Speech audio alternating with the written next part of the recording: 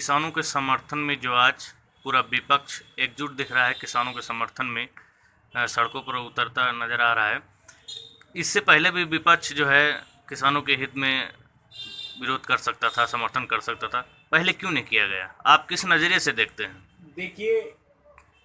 हिंदुस्तान में किसानों का जहाँ तक समस्या है और विपक्ष की भूमिका किसानों की ज्वलंत समस्या में बड़ा हमको विरोधाभास नजर आ रहा। पहला ये कि जब लोकसभा और राज्यसभा में ये बिल पास हो रही थी, 3 काला कानून किसानों के हित के विरुद्ध, तो ये विपक्ष वहां पहला चीज तो ये था कि विपक्ष को सदन का वॉकआउट करना चाहिए था, उसका विरोध करना चाहिए था। अब विरोध के बाद अगर ये सत्ता पक्ष जबरदस्ती बिल को पास किया तो वही विपक्ष की भूमिका ये थी कि विपक्ष को उस किसानों के बिल के प्रति अपनी विपक्ष की जिम्मेवारी लेते हुए सदन का वॉकआउट करना चाहिए था, सदन पर धरना दिया जाना चाहिए था और पूरे देश के अंदर सारा विपक्ष किसान बन करके जो है किसानों की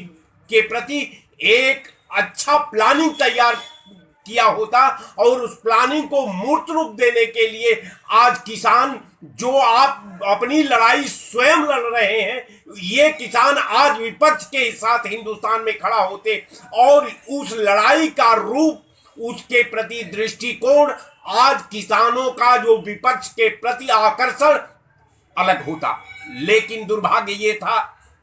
कि विपक्ष जो है अपने राजनीति के शतरंज में जो है उलझा रहा, एक दूसरे को आजमाने का प्रयास करता रहा और स्थिति इस कदर बिगड़ गई कि विपक्ष जो है जंग के मैदान में कॉर्नर पर जाकर मुंह के बल गिर पड़ा और किसानों की लड़ाई जो है मजबूरी में लड़ना पड़ रहा है। आज जो है देख रहे हैं किसान अपना घर बार छोड़ करके, अपनी खेती बाड़ी छोड़ करके, अपने फसलों की सिंचाई छोड़ करके, अपने खेतों का रख रखाव छोड़ करके आज जो है 10 दिन से लगातार धरना पर बैठे हुए हैं और भारत सरकार का प्रधानमंत्री के पास हमको तो ये समझ में नहीं आता कि प्रधानमंत्री को 10 दिन के अंदर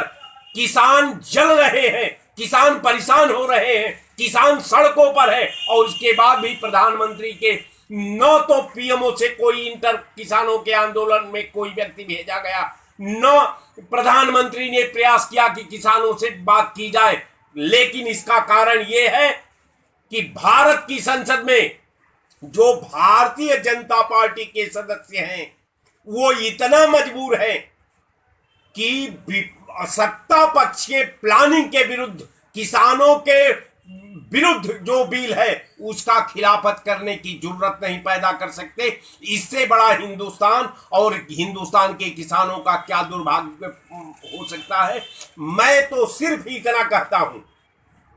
कि अगर वास्तव में भारत सरकार को यह चाहिए था कि किसानों के समस्याओं को उसके प्रतिनिधिमंडलों से सामंजस्य स्थापित करना चाहिए था और बिल संशोधन और बिल पास जो हो गई है उसके बाद भी सरकार के पास रास्ता था। लेकिन सरकार जो है सरकार से दो हाथ करने के मूड में है, जिसके संदर्भ में 8 तारीख को ऐतिहासिक जो आंदोलन होने जा रहा है, जो चक्का जाम होने जा रहा है, जो हिंदुस्तान बंद का किसानों ने आह्वान किया है, उसका अखिल भारतीय विकास कांग्रेस पार्टी